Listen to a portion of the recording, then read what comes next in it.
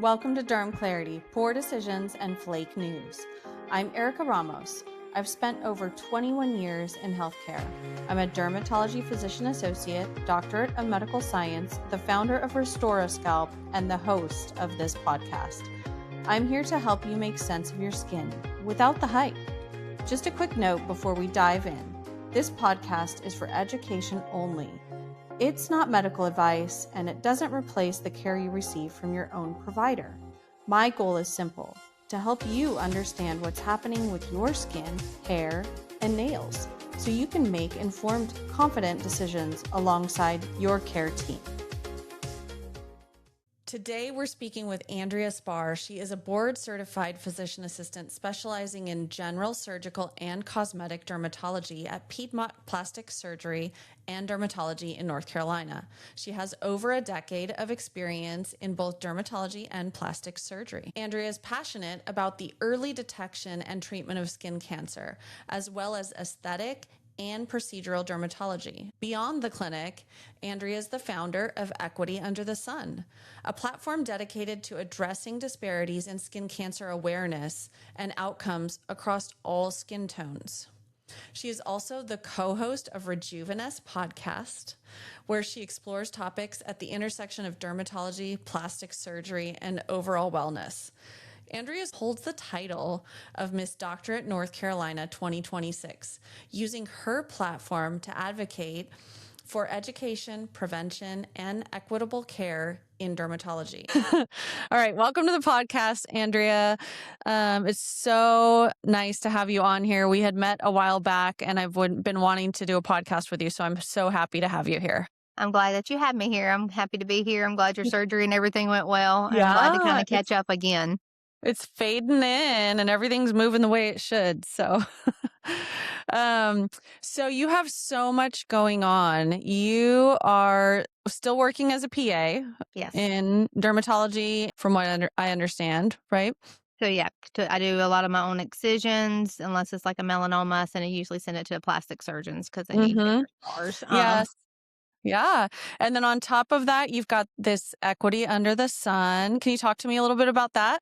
Yeah, so it kind of all started with one of my doctorate program. It was my final project for there, where I created Equity Under the Sun as an actual CME course for other practitioners, NPs, PAs, and stuff to actually learn how education for all skin tones should actually be done versus, oh, I don't need sunscreen because I have darker skin tone or Fitzpatrick 5 versus I don't go outside because I don't burn. So it's kind of how to approach everything with each patient equity. I've definitely run into that a lot in my own practice too, where I've got, I live in San Antonio, so I've got a lot of Fitzpatrick 3, 4s and 5, 6s as well. And even my own family, I'm married to a Hispanic, and I've heard my husband and my son both say, well, Mom, I don't need sunscreen. Right. So because they've got a little bit more melanin. So it is definitely something that I feel like people have been taught from the time they're little, is that you have already this automatic coverage. You can't possibly get skin cancer. So I think it's a really cool thing to be talking about and having this platform to speak about. Definitely. And like I said, I think the biggest problem that we're seeing right now is more underserved and underinsured patients and communities because they lack the access to even the education to learn about this. Or maybe even, sunscreen's not inexpensive.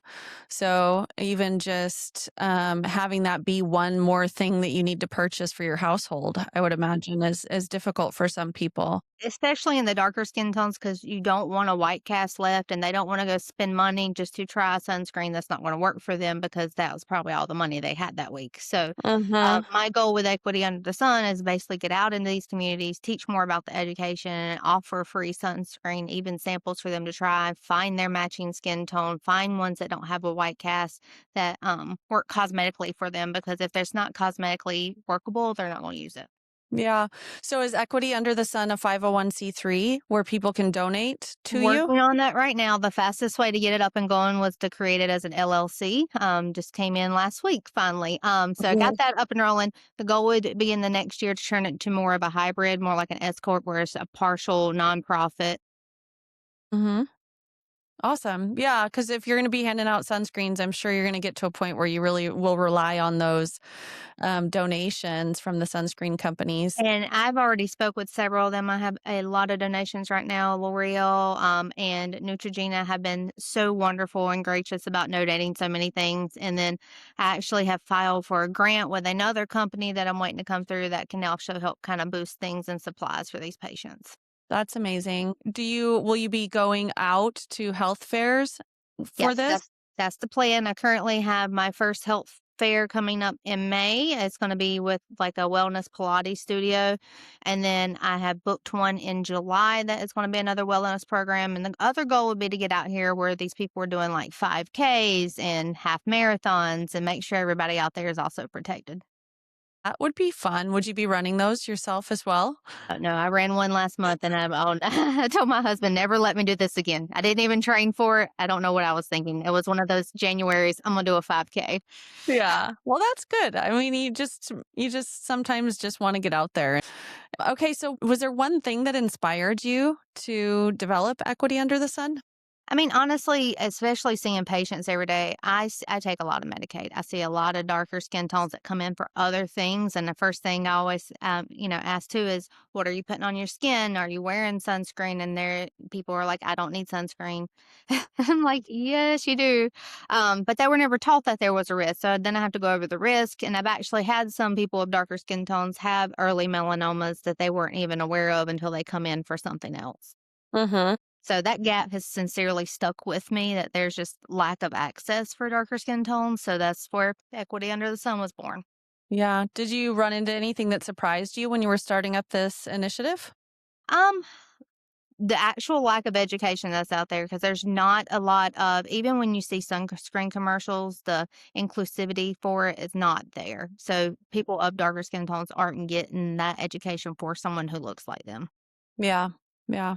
And I think just in derm overall, we're starting to get to the point where we actually are starting to gather photos Yeah. of even our skin conditions and different skin tones. And, I got one of those books for dermatology of different Fitzpatrick skin types. And even in the book, there was still lighter Fitzpatrick skin tones. And, we just need to get to the point where we can see what everything looks like on every skin tone to include skin cancers as well.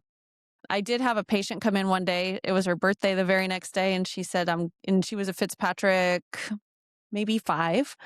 And so for those of you that are listening, my people that are listening, I think are probably more patients. So we've got this Fitzpatrick skin scale. Do you want to talk a little bit about that and what that means to be a 1 versus a 5?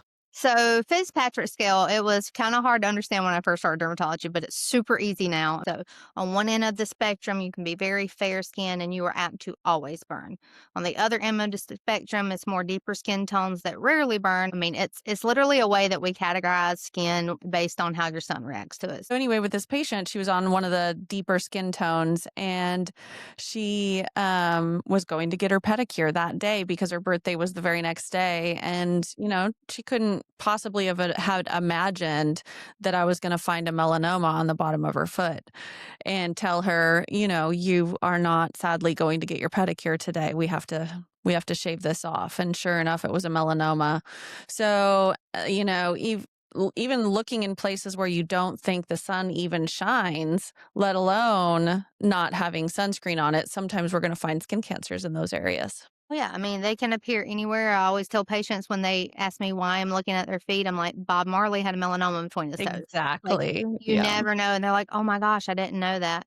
I think a lot of people think melanin tends to offer more sun protection than it actually does, but it's not even enough to prevent skin cancer or hyperpigmentation. So that's why we see a lot of patients that come in complaining about hyperpigmentation as well. Yeah, we see a lot of that. How would it maybe present any differently in deeper skin tones? So when I'm looking for moles and deeper skin tones, I'm still looking for the A, B, C, D, E, Fs, which is asymmetry, border irregularity, color variation, diameter, the size of the actual mole itself, and evolving. So honestly, I tell people, if it's changing, it needs to be checked. Even if it's a birthmark, that you've had forever. I've had a patient that had a junctional nevus that she had forever. One of the moles looked different from the rest. Biopsy did come back as superficial spreading melanoma. Yeah. So the other thing is too, like melanoma and darker skin tones, like you just said, can be on palms, soles, under nails. So you have to be able to look everywhere and compare all the moles that the patient has. Yeah, and sometimes that change may not be within the width or the diameter of it. You might actually feel like a thickness of it, or it may grow in a different way. And so, especially some of those congenital nevi, you're feeling more for like something growing underneath as well. So, recognizing that is something to look for, I think, when we're talking about these moles that have been around forever. People kind of throw them off as like bug bites or something that's just popped up and they don't really know how long it's been there. So I always just remind people if it's a non healing sore, if it's a bleeding spot, or if it's something brand new and it's been there long, I give the benefit of the doubt, especially as we age. I give them 6 weeks. If it's been there longer than 6 weeks, 99% of the time, it's probably something else. Yeah, or you look at they're like, "No, this is just a pimple. It's been Yeah, here. It's just," and you look at it and it's it doesn't look right. clearly a basal, which Yeah. kind of then how do you talk to your patients about the difference between the different skin cancers that we could see? Well, I talked to them about UVA and UVB, and then how most basal cells are basically from the sun in general. So they're most common, they're slow growing, can take, honestly, some of these can take 20 to 30 years to appear on the skin from actual damaged teenage years cells from being out in the sun. Um, you got your squamous cell, that's next in line, next most common, and those can spread if they're not treated. Those can actually be metastatic, just like melanoma can be. And then melanoma is your most dangerous. It can is deadly. It can be again spreadable, turn into malignancy. You got to send you for lymph node testing, all that other stuff. So the best skin cancer to have is a no skin cancer. So getting your yearly skin checks every 6 months, having a second eye can definitely help. But definitely catching one early is going to be your next best thing.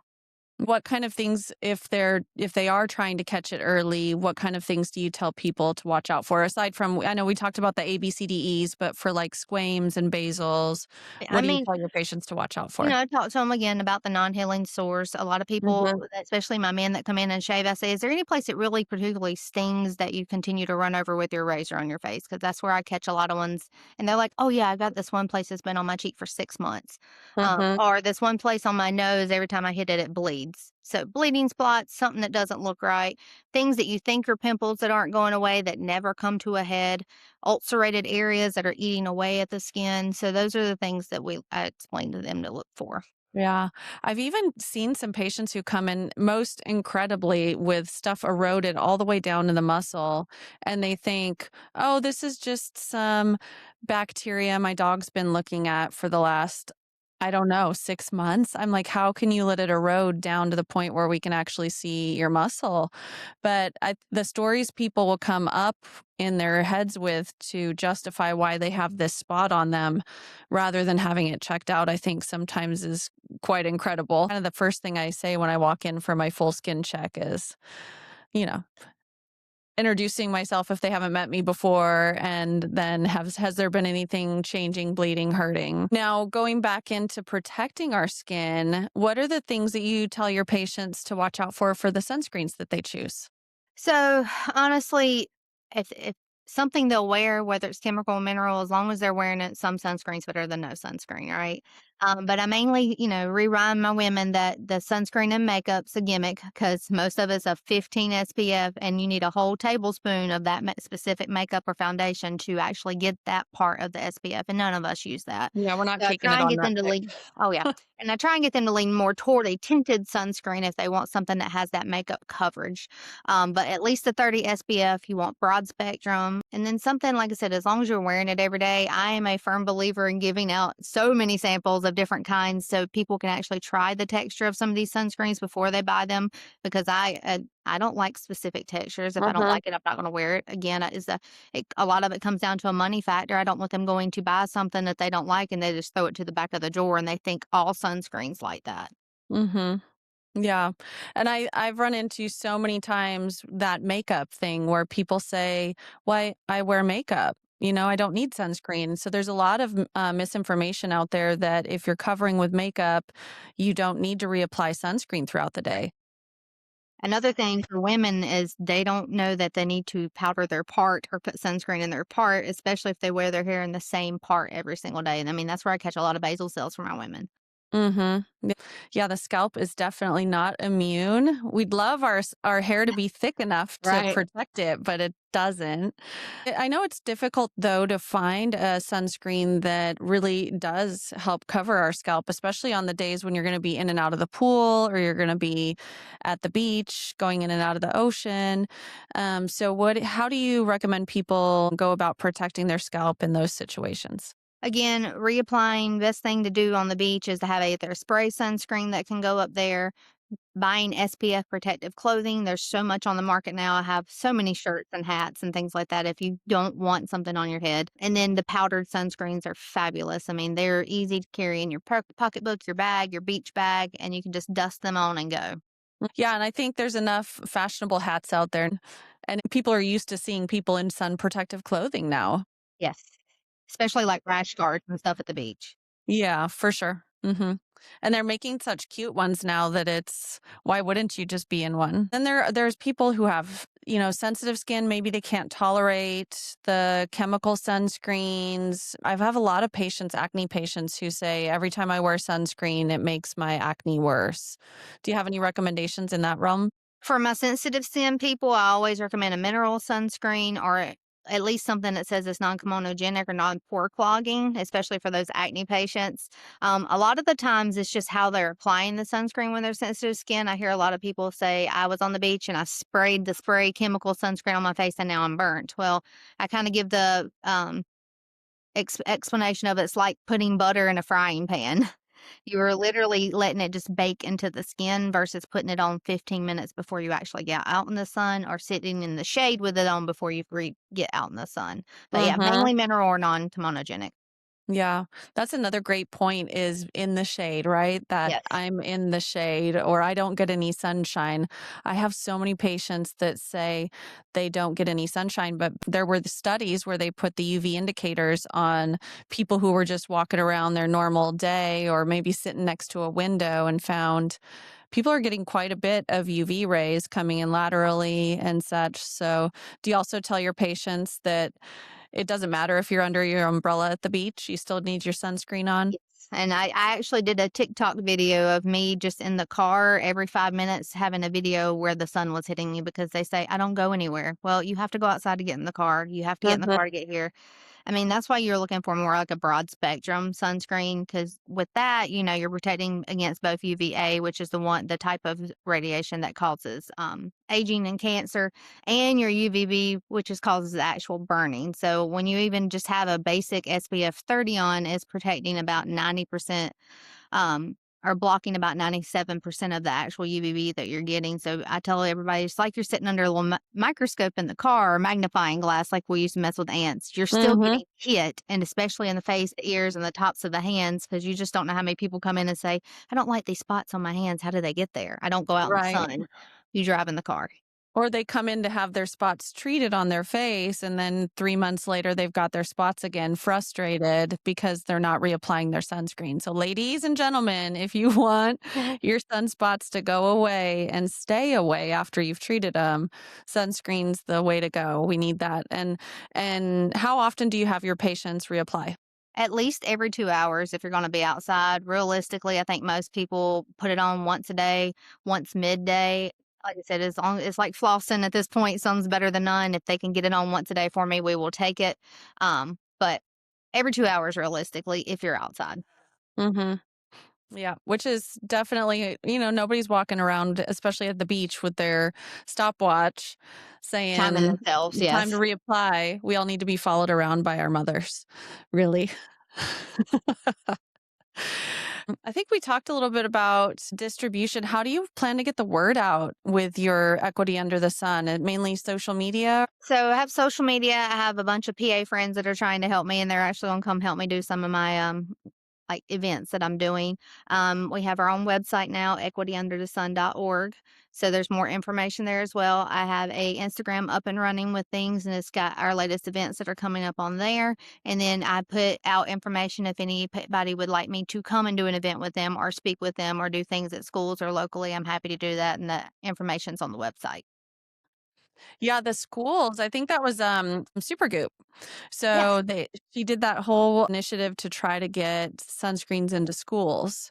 And so I don't know, I haven't looked into, how effective she was at actually getting schools to not recognize sunscreen as a medication Hmm. because it's listed as an over the counter drug as far as the FDA having to have the drug facts panel on it and stuff.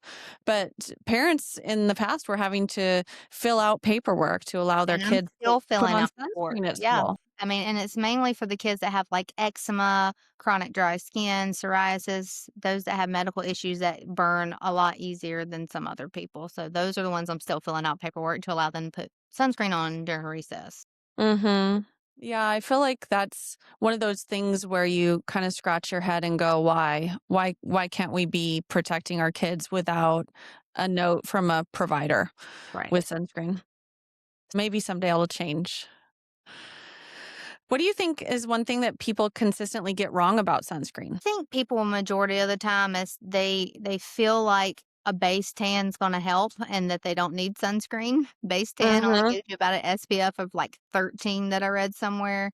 So I feel like they think that if they have a base tan, they don't need it. Again, another thing with skin of color, where I'm darker, I have melanin, I don't need sunscreen. Yeah, I didn't even realize there was a statistic out there on that, of the base tan. Or the people that are just using the 4 SPF for their base tan, which is basically the tanning oil. Correct. Or the patients that say I'm inside all day, so I'm fine, I don't need it. So Mhm, there's mhm. just still a lot of common misconceptions that people just don't understand about Yeah, SPF and yeah. such. If you have sunspots on your body is getting sunshine somehow, Some type some of way. DNA damage, you are Yeah. correct. Yeah, and I think another thing that I actually have understood my patients to not really get is that our sun damage is actually starting from the time we're tiny. They really just think of their adult life when they're talking to us and saying, "Well, for the most part I'm covered, for the most part I'm inside." And I'm like, "Look, guys, this started when you were a Yeah. toddler And running I around tell in them, the sun." we're just now getting caught up. A lot of this is from 20 to Mhm. 30 years ago, catching up to them now. They don't understand how much they're still protecting their skin now for the future, Mhm. but they Yeah, still are concerned that they're still getting things. And I have to keep re-explaining that this is from your teenage years catching up to you, or yeah. especially my golfers and my fishers that you can't keep them from outside. Definitely. It's like they think, well, I started protecting now in my 40s. I should be good, right? I shouldn't have to worry about skin cancer. And it's like you just need to go back and you need to live in your bubble. We all need to just go back and live in a bubble so we have no aging, no photo aging, no sunspots, no skin cancers. Although some of them are genetic. So there still be some where they maybe have a genetic propensity to have a skin cancer. Correct. And Right. even the patients that are on like anti-rejection meds are also at a higher risk for Mhm. squamous cell and stuff. So they still have Mhm. to come in and get skin checked. Yeah, or if you're on a maybe a biologic medication that's lowering your immune system a little bit. Those are definitely people who should be coming in and getting their skin checks from us just to double check and make sure that there's nothing growing that they aren't aware of. And I think there's a lot of patients out there that just come in for their psoriasis check and never get their skin checked. Us being really good about recognizing that level of risk as well and making these people get undressed for their skin check. Oh yeah, and I always offer. I'm like, if you don't want to do it today, I can bring you back in a couple weeks so you can get hyped up to get naked in here. Because a lot of people are like, I got to get naked. I didn't shave my legs. I didn't paint my toes. I'm like, you were fine. I look at skin every day. None of that I bothers me. know. I don't care if your legs are shaved. I Just care if you come have a in. melanoma. Yes.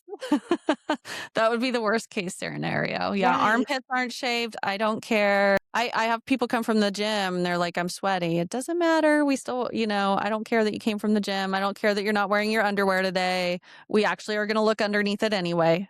So I'll have a lot of people say, well, I'm so sorry. I forgot to put my underwear on. We're And good. half the time We're I'm like, it's honey, my coming off legs anyway. ain't shaved either. That's why I got long pants on. Yeah. I know. Yeah.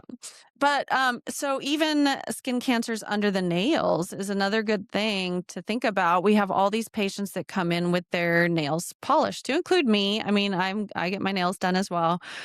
Probably shouldn't, but if you are worried about your nail or you're worried about some sort of growth under your nail, we really need you in there without your nail polish on. It's like coming in with clothes and expecting us to see underneath them to see your skin cancers on your skin.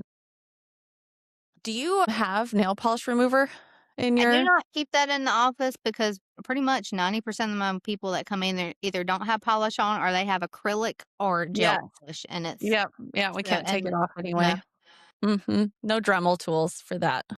But then I always kinda go over with them, "When you go get your nails done, you need to look at your toes for me because if you see anything, tell them not to paint it so I can look at it." Definitely. Yeah, that's a good tip. So, one thing that I haven't talked to you about that I'm so curious about is that we are sitting here talking to the Mrs. Doctorate of North Carolina for 2026. So, how was that process? It's one of the online pageants that looks more about your CV, your volunteer work, and your degrees versus your talent and you in a bikini. So I just filled out the application, sent all my stuff in. I won the Miss Doctorate for North Carolina. I'm actually competing in September for Miss Doctorate of US through the Miss United Crown pageant. So it's been very fun, and it's been very fun to share equity under the sun with all these people, Mhm, especially all the other pageant girlies. We have our own little group me going, and we are all talking about how we're giving back as adults and what we do for our platforms. There's so many people mhm. that are doing like food donations, child obesity, again, skin cancer. So it's been a pleasure to be nominated for this. Yeah, it's very exciting and also a great platform for you to share this equity under the sun and get the word out that everybody needs to be getting their skin checks. Everybody needs to be wearing sunscreen, protecting from the sun, whether no matter what skin color you are. I think my biggest thing is that everybody has equal access. Mm-hmm. That's where missing a lot of patients is that they don't have the access that most people do. Mm-hmm. Yeah.